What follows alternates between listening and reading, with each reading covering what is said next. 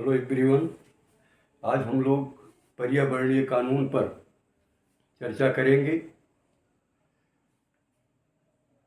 पर्यावरणीय कानून वह क्षेत्र है जो मानवों, उनके पर्यावरण और प्राकृतिक संसाधनों के बीच सामंजस्य स्थापित करने के उद्देश्य से नियमों और विधियों का निर्माण करता है। इस प्रकार के कानूनों का मुख्य उद्देश्य प्राकृतिक संसाधनों का संरक्षण करना, प्रदूषण को नियंत्रित करना और समाज में पर्यावरणीय जागरूकता को बढ़ावा देना है। इस लेख में हम पर्यावरणीय कानून के महत्व, विकास और इसकी प्रमुख विशेषताओं पर चर्चा करेंगे। पर्यावरण कानून की आवश्यकता हमको क्यों पड़ी? पर्यावरण संसाधनों का अत्यधिक उपयोग किया गया, जिनमें वनों की अंधाधुंध कटाई हुई तथा जल स्रोतों का दोहन हुआ। पर्यावरण प्रदूषण बड़े पैमाने पर पैदा हुआ, जिनमें जल, वायु, मृदा और ध्वनि प्रदूषण सम्मिलित हैं। जलवायु परिवर्तन हुआ, जिसमें ग्लोबल वार्मिंग और इसका प्रभाव शामिल है। साथ ही वनस्पतियों के न रहने से जैव विविधता का संकट पैदा हुआ, जिससे ढेर सारे जीव और वनस्पतियां कुछ विलुप्त हो गए और कुछ विलुप्त होने के कगार पर हैं। इन समस्याओं का समाधान करने के लिए पर्यावरणीय कानून आवश्यक है। पर्यावरणीय कानून का महत्व क्या है? पर्यावरणीय कानून समाज और प्रकृति के बीच संतुलन बनाए रखने का प्रयास करता है। यदि यह संतुलन बिगड़ जाए तो न केवल प्राकृतिक संसाधन संकट में पड़ते हैं, बल्कि मानव जीवन भी संकटग्रस्त हो जाता है। प्रदूषण, जलवायु परिवर्तन, जंगलों की कटाई और वन्य जीवों की समाप्ति जैसे मुद्दे आजकल गंभीर समस्या बन चुके हैं। पर्यावरणीय कानून इन समस्याओं का समाधान ढूंढने और इन्हें रोकने के लिए महत्वपूर्ण भूमिका निभाता है। पर्यावरणीय कानून का इतिहास क्या रहा है? भारत में पर्यावरणीय कानून का विकास 1970 के दशक से हुआ। इससे पहले इस क्षेत्र में बहुत कम कानूनी प्रावधान थे। 1972 में स्टॉकहोम सम्मेलन में हुए संयुक्त राष्ट्र सम्मेलन ने पर्यावरणीय संरक्षण के महत्व को वैश्विक स्तर पर मान्यता दी और इसके बाद भारत में भी पर्यावरणीय मुद्दों पर ध्यान केंद्रित किया गया। 1970 के दशक में पर्यावरणीय समस्याओं के बढ़ने के कारण भारत सरकार ने कई महत्वपूर्ण कानून बनाए। इनमें वन संरक्षण अधिनियम, जल प्रदूषण नियंत्रण अधिनियम और वायु प्रदूषण नियंत्रण अधिनियम शामिल हैं। इसके बाद 1980 में पर्यावरण संरक्षण अधिनियम 1986 लागू किया गया, जो भारतीय पर्यावरण कानूनों का महत्वपूर्ण हिस्सा है। पर्यावरणीय कानून का उद्देश्य क्या है? यहाँ पर आपको दिखाई दे रहा है। पर्यावरण प्रदूषण को नियंत्रित करना, पारिस्थितिकी तंत्र की रक्षा करना, प्राकृतिक संसाधनों का विवेकपूर्ण उपयोग सुनिश्चित करना और जलवायु परिवर्तन से संबंधित जोखिमों को कम करना। पर्यावरण कानून कौन कौन से हैं? जिनमें सबसे पहले वन्य जीव संरक्षण अधिनियम, जो 1972 में पारित हुआ।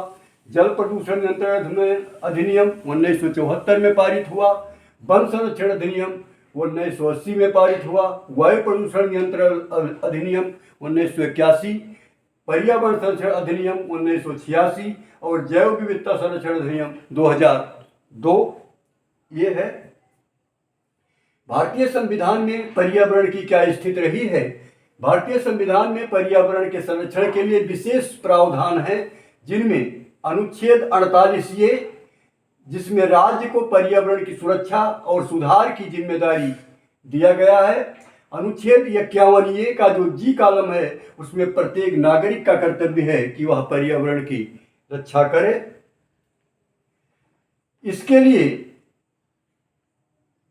राष्ट्रीय हरित न्यायाधिकरण, जिसे हम एनजीटी कहते हैं, गठित किया गया। ये 2010 में स्थापित हुआ। यह संस्था पर्यावरणीय विवादों को हल करने के लिए कार्य करती है। इसका उद्देश्य पर्यावरणीय मामलों में त्वरित और प्रभावी न्याय प्रदान करना है। यह संस्था पर्यावरणीय कानूनों के उल्लंघन पर सुनवाई करती है और पर्यावरणीय दंड लागू करती है। अंतर्राष्ट्रीय पर्यावरण कानूनों में स्टॉकहोम सम्मेलन जो 1972 में स्टॉकहोम में हुआ था, यह सम्मेलन पर्यावरण सुरक्षा पर पहली अंतर्राष्ट्रीय बैठक थी। संयुक्त राष्ट्र पर्यावरण कार्यक्रम जिसे यूएनईपी की स्थापना इसी में की गई थी। इसके बाद 1992 में रियो सम्मेलन आयोजित हुआ, जिसे पृथ्वी सम्मेलन के नाम से भी जाना जाता है। इस सम्मेलन में पर्यावरणीय विकास के लिए वैश्विक उपायों की पर चर्चा की गई। जलवायु परिवर्तन सम्मेलन जो UNFCCC और जैव विविधता सम्मेलन की शुरुआत इसी से हुई। इसके बाद पेरिस समझौता हुआ जो वैश्विक तापमान की वृद्धि को 2 डिग्री सेल्सियस तक सीमित करने के लक्ष्य के साथ एक समझौता किया गया। यह समझौता सभी देशों को जलवायु परिवर्तन के खिलाफ कदम उठाने के लिए प्रेरित करता है। फिर जैव विविधता पर CBD सम्मेलन हुआ, जिसके हम कॉन्फ्रेंस ऑफ बायोडाइवर्सिटी कहते हैं, 1992 में हुआ। जैव विविधता को संरक्षित करना, इसके तत्वों का सतत उपयोग करना, भारत में कार्यान्वयन जैविक विविधता अधिनियम 2002 जो कि जैव संसाधनों की रक्षा और उनके सतत उपयोग को बढ़ावा देता है। इसका महत्व क्या है कि जैविक विविधता का संरक्षण, वैज्ञानिक अनुसंधान और पारिस्थितिकीय संतुलन को बनाए रखना है। फिर इसके बाद लुप्तप्राय जातियों में अंतर्राष्ट्रीय व्यापार संधि जिसे CITES कहते हैं, 1973 में हुआ। जंगली जीव जंतुओं और वनस्पतियों के व्यापार को नियंत्रित करना ताकि उनका अतिशोषण ना हो। भारत में इसका प्रभाव क्या रहा कि वन्यजीव संरक्षण अधिनियम जो 1972 में हुआ था के तहत जंगली प्रजातियों के अवैध व्यापार पर नियंत्रण लगाए जाने का प्रस्ताव किया गया। महत्व जैविक विविधता और जंगली प्रजातियों का संरक्षण। मॉन्ट्रियल प्रोटोकॉल भी इसमें शामिल है, 1987 में हुआ। ओजोन परत को हानि पहुंचाने वाले रसायनों के उत्पादन और उपयोग को धीरे धीरे कम करना। भारत में कार्यान्वयन ओजोन हानिकारक पदार्थ नियमन और नियंत्रण नियम 2000। महत्व इसका था पर्यावरण मानव की स्वास्थ्य की सुरक्षा करना। फिर इसके बाद बेंसल कन्वेंशन हुआ जो 1989 में, जिसमें खतरनाक कचरे के सीमा पार परिवहन को नियंत्रित करना और उचित निपटान को सुनिश्चित करना था। भारत में भी इसका कार्यान्वयन हुआ। खतरनाक और अन्य कचरा प्रबंधन जो नियम था 2016 में लागू किया गया।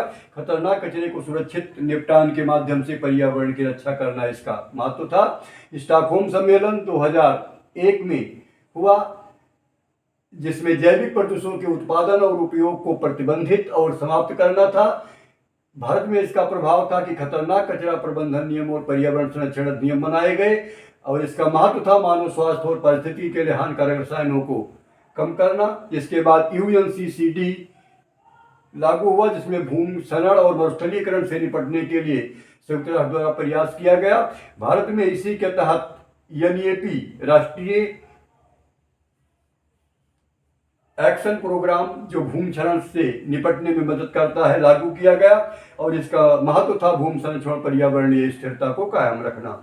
इसके बाद आर्द्र भूमियों के संरक्षण के लिए रामसर कन्वेंशन हुआ 1971 में, जिसका उद्देश्य था आर्द्र भूमियों का संरक्षण और उनकी पारिस्थितिकी की रक्षा करना। भारत में इसका प्रभाव हुआ कि भारत में कई रामसर साइट घोषित किए गए और इसमें जैव भूमियों का संरक्षण और जैव विविधता का संवर्धन इसका लक्ष्य था।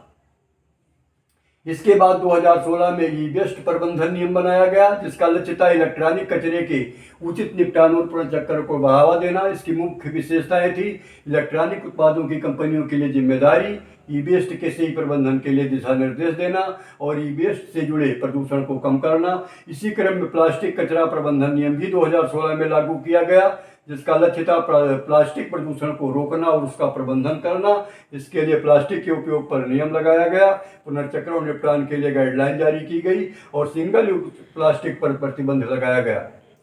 प्रदूषण नियंत्रण और पर्यावरणीय सुरक्षा के उपाय, जिसमें कठोर नियम और दंड का प्रावधान है कि प्रदूषण फैलाने वाली कंपनियों पर भारी जुर्माना लगाया जाए। पुनः उपयोग और रिसाइकिल, कचरे का उपयोग पुनः उपयोग, रिसाइकिल और सस्टेनेबल उत्पादों का प्रचार करना। हरित प्रौद्योगिकी, प्रदूषण को कम करने के लिए नवीकरणीय ऊर्जा और क्लीन टेक्नोलॉजी का उपयोग करना। जन जागरूकता, पर्यावरण के प्रति जन जागरूकता बढ़ाने के लिए स्कूलों और मीडिया और संगठनों का सहयोग करना। निष्कर्ष, इस प्रकार हम इस निष्कर्ष पर पहुंचते हैं कि पर्यावरण कानून हमारे प्राकृतिक संसाधनों को बचाने के लिए महत्वपूर्ण है। ये कानून पर्यावरण को नियंत्रित करने, पारिस्थितिकी तंत्र को बचाने और जलवायु परिवर्तन से निपटने में मदद करते हैं। इन कानूनों को लागू करने के लिए सख्त निगरानी और जन जागरूकता की आवश्यकता है। इसलिए प्रत्येक नागरिक को पर्यावरण संरक्षण में अपनी भूमिका निभानी चाहिए। Thank you.